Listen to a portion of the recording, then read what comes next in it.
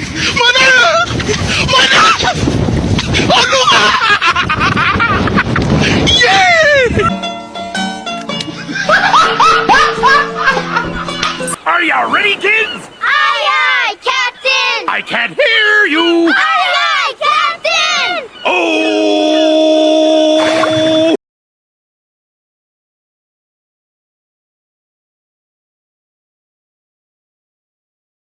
Oke, Assalamualaikum warahmatullahi wabarakatuh.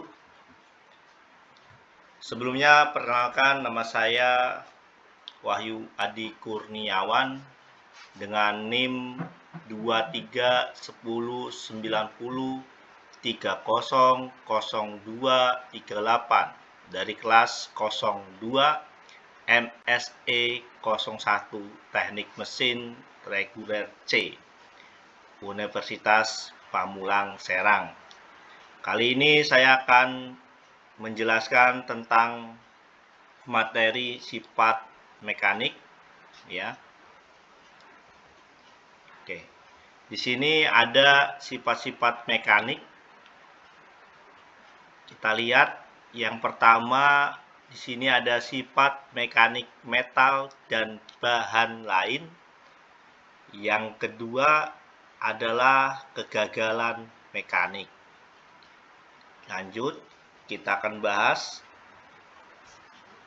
Oke, mengapa perlu mempelajari sifat mekanik? Nah, jadi di sini agar kita mengetahui tanggapan material akibat pembebanan pada sebuah struktur dalam bentuk tegangan renggang.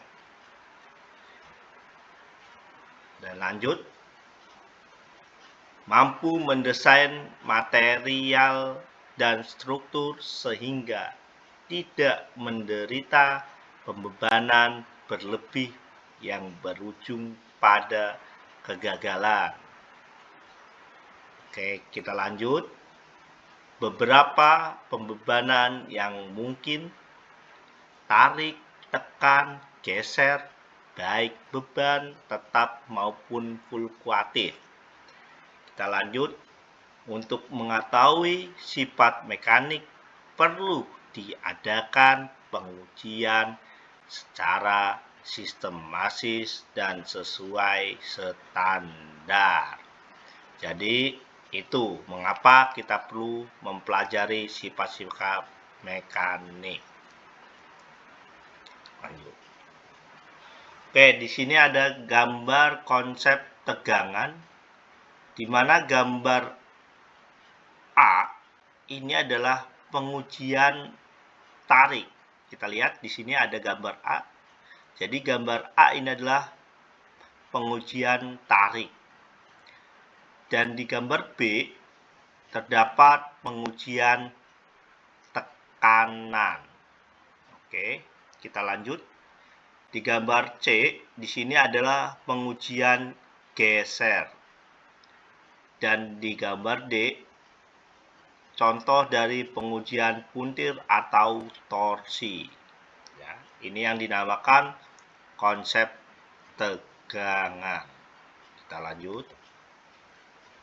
Oke, di sini saya akan menjelaskan tentang pengertian pengujian tarik. Pengujian tarik atau tensile test adalah metode umum dalam ilmu material untuk menentukan kekuatan dan karakteristik bahan terhadap gaya tarik. Sederhananya, material ditarik dengan gaya yang semakin meningkat hingga putus. Oke. Kita lanjut. Di sini ada tujuan pengujian tarik. Kenapa sih perlunya pengujian tarik? Apa tujuannya? Nah, di sini saya akan menjelaskan. Yang pertama, menentukan sifat mekanik material. Berarti menentukan kekuatan tarik, kekuatan luluh, regangan, modulus, elat, elastisitas dan ketangguhan. Yang kedua, membandingkan material. Jadi, memilih material yang tepat untuk aplikasi tertentu berdasarkan sifat tariknya. Yang ketiga, memprediksi perilaku material. Adalah memahami bagaimana material akan diperlakukan di bawah beban tarik dalam aplikasi. Mengembangkan material baru, menciptakan material dengan sifat tarik yang lebih unggul. Oke, kita lanjut. Di sini ada proses pengujian tarik. Ya, jadi proses pengujian tariknya apa saja? Di sini ada yang pertama, persiapan spesimen. Potongan material dengan bentuk dan dimensi tertentu. Biasanya batang silinder disiapkan untuk pengujian. Kedua, pemasangan spesimen. Spesimen dijepit pada mesin uji tarik dengan bagian tengahnya sejajar dengan gaya tarik. Ketiganya, pemberian beban. Beban tarik diterapkan secara bertahap pada spesimen.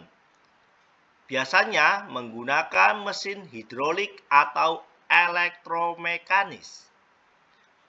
Keempat, pemantauan pengujian. Perpanjangan dan gaya tarik diukur secara real time selama pengujian. Yang kelima, analisis data. Data yang diperoleh digunakan untuk menghitung sifat mekanik material dan membuat kurva tegangan renggang. Kita lanjut. Informasi yang diperoleh dari pengujian tarik yaitu pertama, kekuatan tarik. Gaya tarik maksimum yang dapat ditahan material sebelum putus. Yang kedua, kekuatan luluh. Titik di mana material mengalami deformasi permanen. Yang ketiga, renggangan. Perubahan panjang material akibat gaya tarik dibagi dengan panjang awal.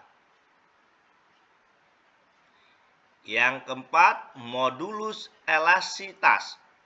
Kekuatan material dalam renggangan elastis. Yang kelima, ketangguhan. Kemampuan material untuk menyerap energi sebelum putus. Itu adalah informasi yang diperoleh dari pengujian tarik. Kita lanjut. Aplikasi pengujian tarik. Oke, yang pertama di sini ada industri konstruksi. Memilih baja dengan kekuatan tarik yang sesuai dengan struktur bangunan, jembatan, dan lain-lain. Yang kedua, industri otomotif. Mengembangkan material yang ringan dan kuat untuk bodi mobil, rangka, dan komponen mesin. Yang ketiga, industri penerbangan. Memilih material yang kuat tahan lama untuk pesawat terbang. Yang keempat, industri medis. Mengembangkan implan dan prostesis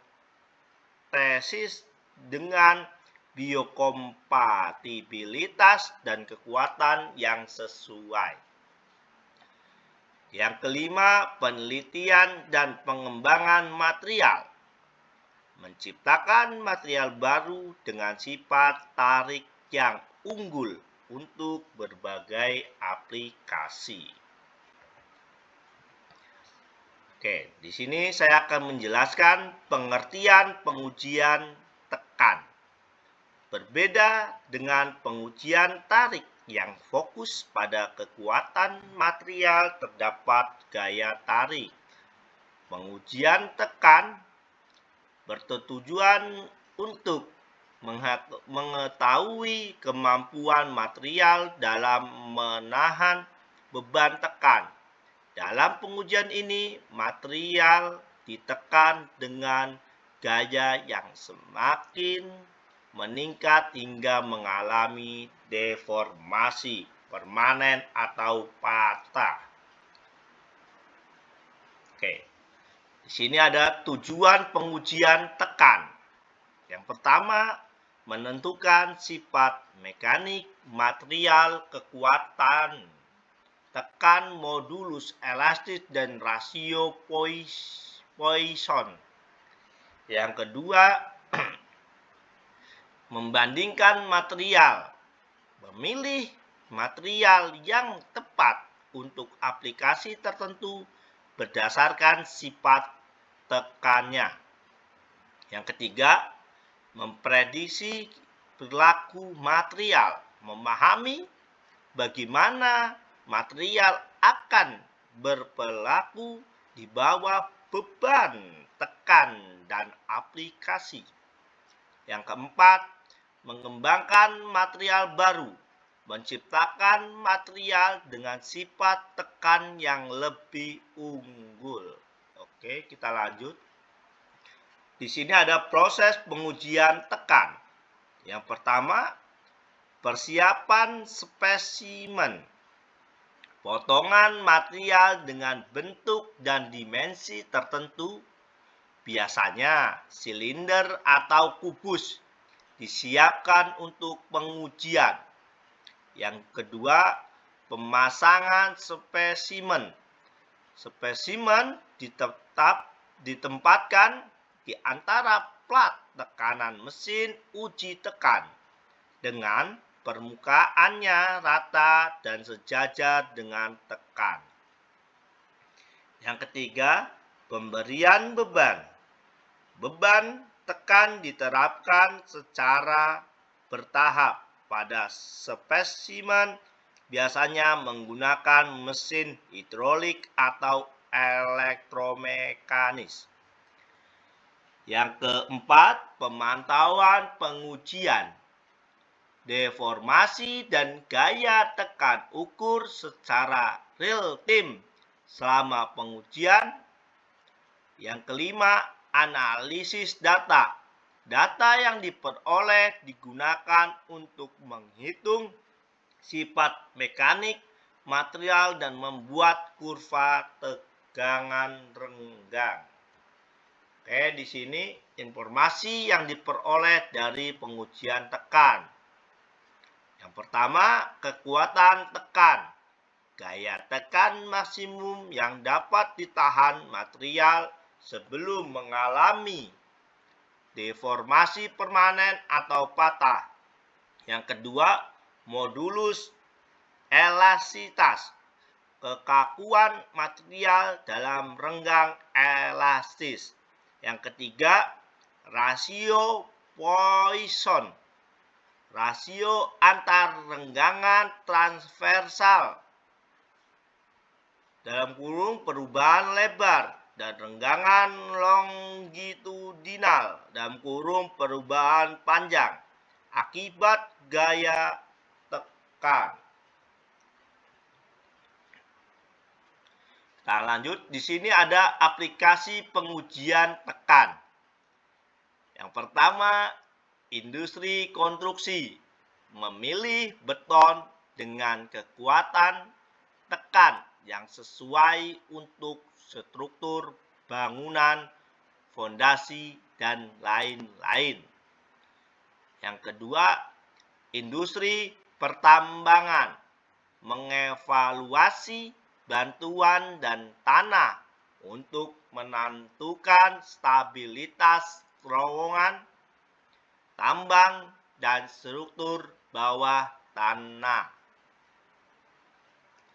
Yang ketiga, industri otomotif memilih material yang kuat dan tahan lama untuk komponen mesin dan struktur kendaraan.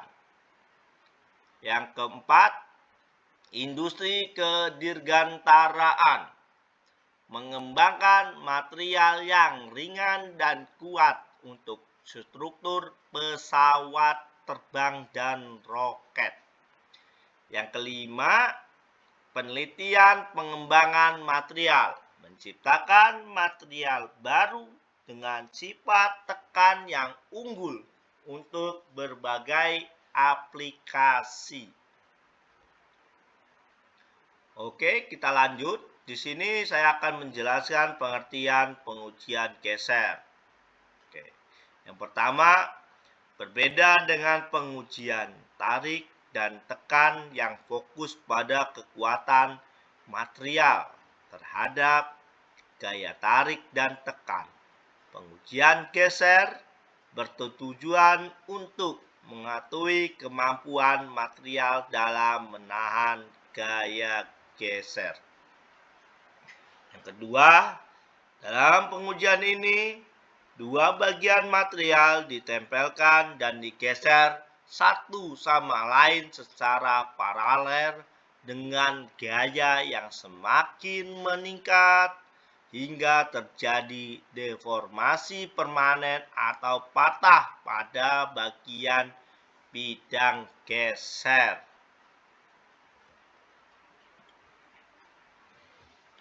Oke, di sini ada tujuan pengujian geser.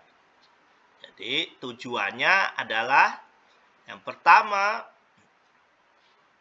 menentukan sifat mekanik material, kekuatan geser, modulus geser, dan koefisien.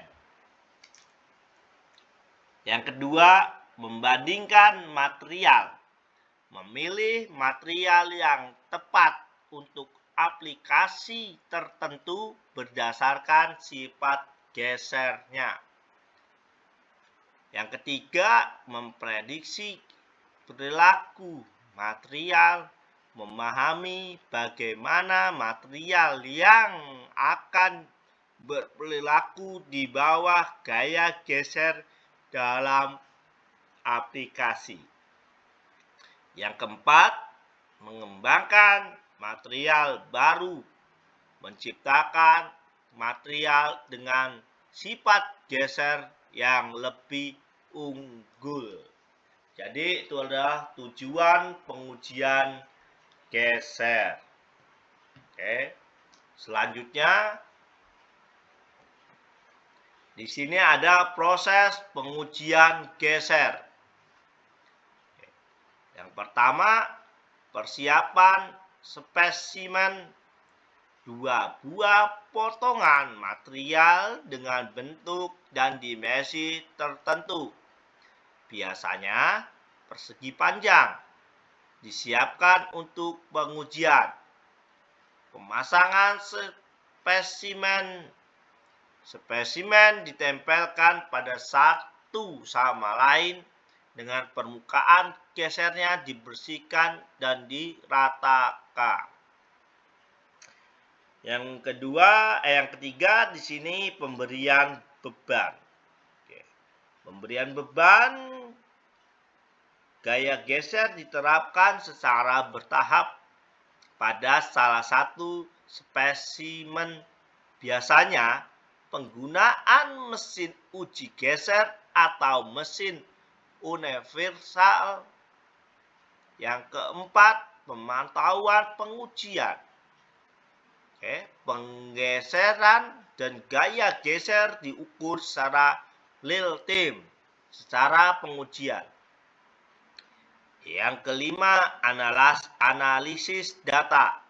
Data yang diperoleh digunakan untuk menghitung sifat mekanik material dan membuat kurva tegangan geser. Oke, itu adalah proses pengujian geser.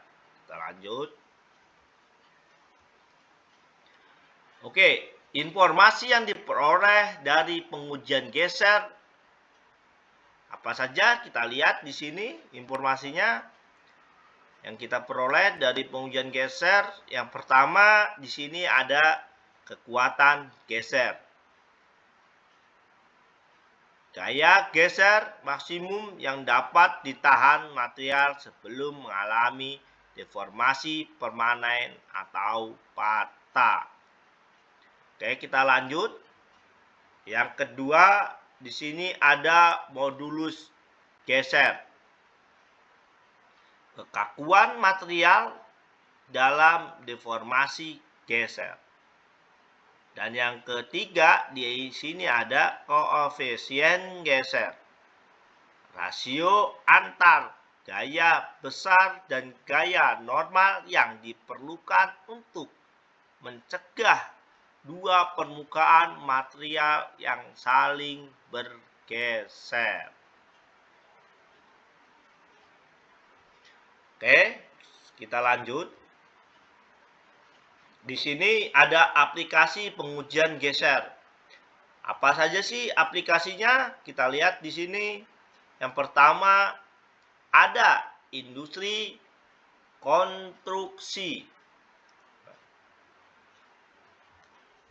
Oke, industri konstruksi yaitu memilih material yang tepat untuk sambungan baut, fondasi, dan struktur bangunan. Yang kedua, di sini ada industri manufaktur. Apa sih industri manufaktur itu? Oke, di sini mengevaluasi kekuatan geser, sambung las, perekat, dan material komposit. Yang ketiga, di sini ada industri otomotif. Memilih material yang tahan aus untuk bantalan, rem, kopling, dan transmisi. Yang keempat, di sini ada industri geoteknik. Mengevaluasi kekuatan geser tanah dan batuan untuk stabilitas lereng, fondasi, dan struktur tanah. Yang kelima, penelitian dan pengembangan material. Menciptakan material baru dengan sifat geser yang unggul untuk berbagai aplikasi. Oke, kita lanjut. Di sini ada pengertian pengujian puntir atau torsi. Jadi, di sini saya akan menjelaskan pengujian puntir atau torsi. Oke, pengertiannya adalah perbedaan dengan pengujian tarik dan tekan dan geser yang fokus pada kekuatan material terhadap gaya tarik, tekan, dan geser. Pengujian puntir atau torsi bertujuan untuk mengetahui kemampuan material dalam menahan gaya puntir. Dalam pengujian ini, material berbentuk batang atau tabung diputar dengan gaya puntir yang semakin meningkat hingga mengalami deformasi permanen atau patah. Oke, kita lanjut. Tujuan pengujian puntir atau torsi. Oke, di sini saya akan menjelaskan tujuannya. Yang pertama, menentukan sifat mekanik material, yaitu momen puntir, sudut puntir, modulus puntir, dan kekuatan luluh puntir. Yang kedua, membandingkan material, yaitu memilih material yang tepat untuk aplikasi tertentu berdasarkan sifat puntirnya. Oke, yang ketiga, memprediksi perilaku material. Oke, yaitu memahami bagaimana material akan berperilaku di bawah gaya puntir dalam aplikasi. Oke. Lanjut. Yang keempat, mengembangkan material baru, yaitu menciptakan material dengan sifat puntir yang lebih unggul. Oke, kita lanjut. Di sini ada proses pengujian puntir atau torsi. Apa saja sih prosesnya? Di sini saya akan menjelaskan prosesnya. Yang pertama, persiapan spesimen yaitu batang atau tabung material dengan panjang dan diameter tertentu disiapkan untuk pengujian. Yang kedua, pemasangan spesimen, yaitu spesimen dijepit pada mesin uji puntir dengan bagian tengahnya sejajar dengan gaya puntir. Yang ketiga, pemberian beban. Pemberian beban yaitu gaya puntir diterapkan secara bertahap pada spesimen, biasanya menggunakan mesin torsi atau mesin universal. Yang keempat, pemantauan pengujian, yaitu sudut puntir dan momen puntir diukur secara real time selama pengujian. Yang kelima, analisis data, yaitu data yang diperoleh digunakan untuk menghitung sifat mekanik material dan membuat kurva momen puntir. Oke, kita lanjut. Di sini ada informasi yang diperoleh dari pengujian puntir atau torsi. Yang pertama, momen puntir, yaitu gaya puntir yang diterapkan pada spesimen. Yang kedua, sudut puntir, yaitu sudut rotasi spesimen akibat gaya puntir. Yang ketiga, modulus puntir, yaitu kekakuan material dalam deformasi puntir. Yang keempat, kekuatan luluh puntir, yaitu gaya puntir maksimum yang dapat ditahan material sebelum mengalami deformasi permanen. Itu adalah informasi yang diperoleh dari pengujian puntir atau torsi. Oke, kita lanjut. Aplikasi pengujian puntir atau torsi. Aplikasi apa saja yang digunakan untuk pengujian puntir atau torsi? Di sini yang pertama ada industri manufaktur, yaitu mengevaluasi kekuatan puntir, poros, as, dan komponen mesin yang berputar. Yang kedua, di sini ada industri konstruksi, yaitu memilih material yang tepat untuk struktur yang menahan beban puntir seperti balok dan kolam. Yang ketiga, di sini ada industri otomotif, yaitu mengevaluasi kekuatan puntir, poros transmisi, drive shaft, dan komponen suspensi. Yang keempat, industri pertambangan, yaitu mengevaluasi kekuatan puntir bor dan peralatan pertambangan lainnya. Yang kelima, penelitian dan pengembangan material, yaitu menciptakan material yang baru dengan sifat puntir yang unggul untuk berbagai aplikasi. Oke, selanjutnya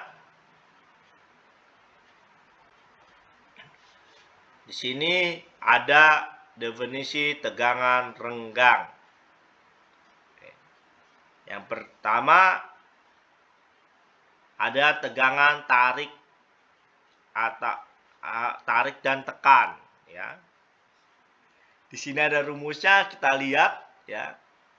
Di bawahnya ada rumus tegangan tarik dan tekan. Ya, di situ ada FA gitu, kita lihat di sini ya, lihat saja ada rumusnya. Silakan kalian baca. Yang kedua, ada tegangan geser atau torsional ya. Di bawahnya juga ada rumusnya ya. Itu adalah rumus tegangan geser atau torsional. Yang kedua ada tegangan geser ya. Ya. Nah, di sampingnya di situ ada rumusnya, silakan kalian baca. Oke. Oke, ini adalah pengujian tarik ya.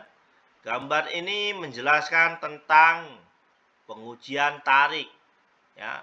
Baik itu di daerah elastis, daerah plastis ya. Dilihat saja gambarnya, di situ ada gambar contoh untuk pengujian tarik ya. Kita lanjut. Oke. Di sini ada sifat elastis tarik. Dalam hubungan tegangan renggangan daerah elastis dapat diperoleh modulus elastis E yang merupakan solepet dari kurva strain dengan hubungan ya, itu rumusnya, silakan dibaca. Oke, kita lanjut. Untuk bahan yang tidak terlalu jelas linear atau bahkan non-linear sejak awal, modulus elastis E sulit diukur. Istilah lain untuk menggambarkan adalah modulus tangen atau modulus seakan. Modulus tangen merupakan kemiringan kurva pada regangan dan tegangan tertentu. Sedangkan modulus seakan adalah kemiringan kurva diukur dari titik 0,0 ke titik tertentu. Oke, kita lihat di sini ada gambarnya di samping. Silakan kalian lihat ya. Oke, kita lanjut di sini. Di sini ada energi kohesi dan modulus elastis. Oke. Ikatan antar atom diilustrasikan seperti atom-atom yang dihubungkan dengan pegas. Kekakuan pegas adalah menunjukkan kekakuan ikatan antar atom tersebut pada kondisi keseimbangan energi ikatan adalah minimum.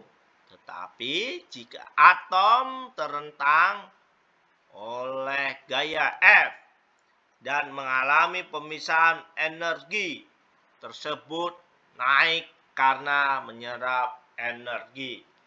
Kita lihat di situ ada gambarnya ya, untuk energi kohesi dan modulus elastis. Oke, kita lanjut.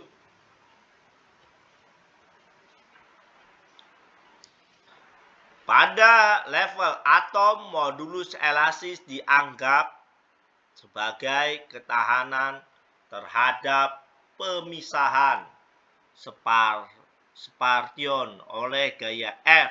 E adalah kemiringan kurva gaya pemisahan pada tahap keseimbangan atau pemisahannya. Ya, di bawahnya ada rumusnya E X dF per dr ya, tangen. Oke, di sini ada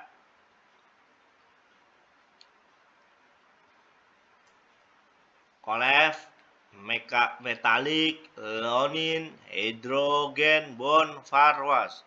Ya, di sini ada tabelnya, kita lihat.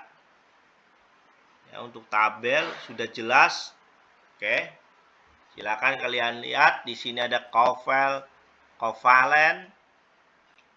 example carbon bond 50 sampai 180 untuk NM-nya. Untuk modulus E-nya itu 200 sampai 1000. Oke, metalik. Ya, untuk contohnya adalah L metal. Ya, untuk bond stainless-nya 15 sampai 72. Untuk yongnya modulus 60 sampai 300. Oke. Itu adalah tabelnya, silakan kalian baca dan pahami. Oke. Kita lanjut. Oke. Di sini sifat lain selain modulus elastis adalah rasio Poisson. Rasio Poisson adalah perbandingan tegangan radial dengan terenggangan aksial. Ya, di sini ada rumusnya. V sama dengan EX per EZ sama dengan min EY dan per EZ. Oke. Yang kedua, modulus geser G. Material dapat diperkirakan dari G sama dengan E per 2, 1 plus V. Oke. Di sampingnya ada gambarnya, silakan kalian perhatikan di sini ya, untuk gambarnya berbentuk kubus. Oke, kita lanjut. Deformasi plastik. Untuk kebanyakan logam berenggang elastis hanya sampai sekitar 0,005. Di luar renggangan ini material mengalami deformasi permanen tidak mampu balik yang disebut sebagai deformasi plastis. Pada kurva A, batas plastis di titik P, batas profesional. Oke, di sini ada gambar A dan B, kalian perhatikan. Ya, untuk gambar A dan B ini ada perbedaan ya. Oke, perhatikan untuk gambar AB ya. Kita lanjut. Lulu dan kekuatan lulu. Lulu dan kekuatan lulu. Oke, yang pertama, sebuah struktur biasanya didesain bekerja di daerah elastis. Adanya deformasi plastis dalam struktur mungkin tidak memungkinkan sebuah struktur berfungsi seperti yang diinginkan. Yang kedua, perlu adanya kriteria lulu dan kekuatan lulu untuk bahan dengan transmisi elastis plastis yang berlahan. Kekuatan lulu didefinisikan pada permulaan dari non-linear, yaitu di batas proporsional. Namun, kadang batas ini tidak jelas sehingga dipilih batas tertentu atau koefisien batas lulus terjadi pada offset regangan 0,002 atau 2% offset. Lihat gambar pada slide 10 tadi. Untuk yang ketiga, untuk bahan yang hanya terdiri dari daerah non-linear, batas lulu dipilih pada offset regangan 0,005. Oke, yang keempat, untuk bahan. Oke. Untuk bahan yang mempunyai transisi yang jelas, lihat gambar slide 10B yang tadi adalah batas lulu dan batas bawah lulu, kekuatan lulu dan dimensikan sebagai rata lulu diambil pada batas lulu. Oke, kita lanjut. Di sini ada kekuatan tarik. Oke. Yang pertama, kekuatan tarik didefinisikan sebagai tegangan maksimum yang mampu ditanggung oleh bahan pada kurva straight line slit 2 terjadi di titik puncak. Yang kedua, tegangan patah didefinisikan tegangan saat material patah yang dan terjadi setelah kekuatan tarik tercapai untuk material yang mengalami necking, maaf. Oke, di sini ada keuletan, ya. Kita lihat gambarnya.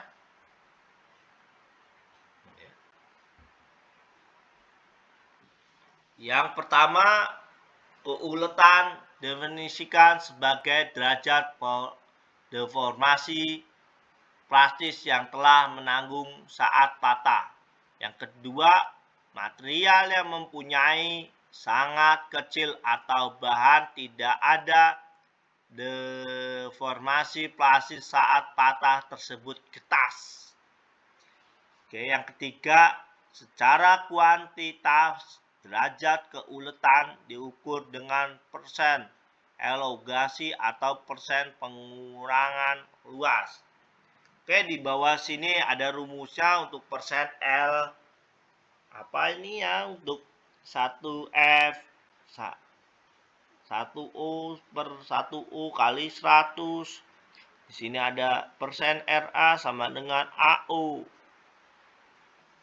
dikurangi AF per AU kali 100 ya. Dan di sampingnya kita lihat di sini ada gambarnya. Oke. Kita lanjut. Kelentingan resilience ya. Definisi resilience adalah kemampuan material untuk menyerap energi selama deformasi, elastis dan melepas kembali saat beban dilepaskan. Yang kedua, modulus resilient didefinisikan energi yang diserap persatuan volume untuk menenggangkan material dari kondisi tanpa beban ke titik luluh. Yang ketiga, modulus resilient dapat dihitung dari luas area di bawah kurva tegangan lenggang sampai luluh. Di bawahnya di sini ada rumusnya, silakan kalian baca. Oke, untuk di samping ada gambarnya. Kita lanjut. Ketangguhan. Yang pertama, definisi ketangguhan adalah kemampuan material untuk menyerap energi samping sampai material patah, bukan samping ya, sampai, maaf. Oke, yang kedua, material dengan takik mempunyai ketangguhan takik. Contohnya uji impak dengan material yang ada takikan. Yang kedua, jika ada retak, kemampuan material untuk patah disebut ketangguhan retak. Yang ketiga, material yang tangguh harus menampilkan kekuatan ulet. Material yang ulet lebih tangguh daripada yang getas.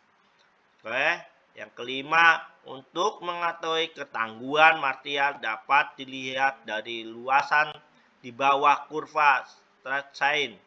Hasil uji tarik satuan ketangguhan energi persatuan luas. Contohnya J per M2 ya. Lanjut. Tegangan renggangan. Sebenarnya pada kurva tegangan renggangan biasanya setelah tegangan mencapai puncak, ia kemudian menurun sampai patah. Setelah mencapai luas puncak, Setelah mencapai luas puncak, penampangan spesimen menurun dengan drastis karena tegangan adalah beban dibagi luas. Penampangan mula-mula penurunan tegangan cenderung terjadi, tetapi bila gaya dibagi oleh luas penampangan sesaat, maka tegangan tetap akan cenderung meningkat sampai material patah. Tegangan ini disebut sebagai tegangan sebenarnya, sedangkan renggangan yang bersesuaian disebut dengan renggangan sebenarnya. Oke, di sini ada hubungan tegangan renggangan sebenarnya dengan tegangan titik renggangan. Oke, di sini menjelaskan rumusnya. Silakan kalian baca. Di sini ada QT sama dengan tegangan sebenarnya ya. Di sini ada renggangan sebenarnya, luas penampang saat, tegangan teknik, tegangan teknik, konstanta, luas penampang awal dan saat dan panjang awal dan sesaat. Ya, ini adalah rumusnya. Silakan kalian pelajari. Oke, kita lanjut. Di sini ada kekerasan. Kekerasan didefinisikan sebagai ukuran ketahanan material terhadap deformasi plastik lokal. Yang kedua, ada beberapa ujian kekerasan. Yang pertama, Berinell. Yang kedua, Vickers. Yang ketiga, Knoop. Yang keempat, Rockwell. Oke, kita lanjut. Di sini ada variasi sifat material. Oke, yang pertama, dalam pengujian atau pengukuran sifat material, walaupun dengan alat yang presisi, selalu ada variabilitas sifat atau data yang bervariasi. Yang kedua, di sini ada variasi yang ditimbulkan oleh metode pengujian, pembuatan spesimen, bias operator, kalibrasi alat. Yang ketiga, di sini ada untuk mengantisipasi variabilitas perlu adanya uji statik seperti uji hamburan data dengan rata-rata standar deviasiannya atau rata-rata standar. Di situ ada rumusnya. Oke, lanjut. Di sini ada faktor desain atau kekerasan. Yang pertama, adanya variasi material yang memerlukan faktor desain atau dalam mendesain sebuah struktur. Beberapa beban yang diberikan berikut tegangan yang terjadi. Untuk melindungi kegagalan material dari ketidakpastian sifat material, perlu adanya faktor desain. Ada dua metode, yaitu tegangan desain dan tegangan selamat. Yang kedua, tegangan desain, di mana N faktor desain lebih besar dari dari 1 atau Q, dihitung dari beban maksimum. Oke, yang ketiga, tegangan selamat, di mana QW sama dengan tegangan kerja, QY sama dengan kekuatan lulu. N sama dengan faktor keselamatan rangka 1,2 kurangin 4. Oke, di sini ada contoh soalnya. Diketahui diameter batang baja D sama dengan 20 mm sama dengan 0,02 meter. Panjang batang baja L sama dengan 1 meter. Gaya tarik F sama dengan 100 kN dan kita buat menjadi Newton menjadi 100.000 Newton. Perpanjangan batang baja AL atau 2 mm sama dengan 0,02 meter. Oke, ditanyanya adalah regangan strain E, modulus elastisitas, dan kekuatan tarik. Kita lanjut. Di sini ada jawabannya, kita lihat ya. Ini adalah jawabannya, silakan kalian baca ya, dihitung regangan. Ada E sama dengan AL atau L sama dengan 0,002 M atau 1 M sama dengan 0,002. Oke, yang kedua itu modulus elastis Young. E sama dengan FA, AE ya. Kita lihat di sini ya untuk jawabannya. Oke, kesimpulannya adalah regangan sama dengan 0,002 modulus elastis sama dengan 159.557,78 PA. Kekuatan tariknya adalah 318,182 PA. Oke, mungkin itu saja penjelasan dari saya. Sebelumnya, apabila saya ada kesalahan dalam penyampaian, mohon maaf karena manusia tidak luput dari kesalahannya. Oke, mungkin sekian dari saya. Terima kasih. Wassalamualaikum warahmatullahi wabarakatuh.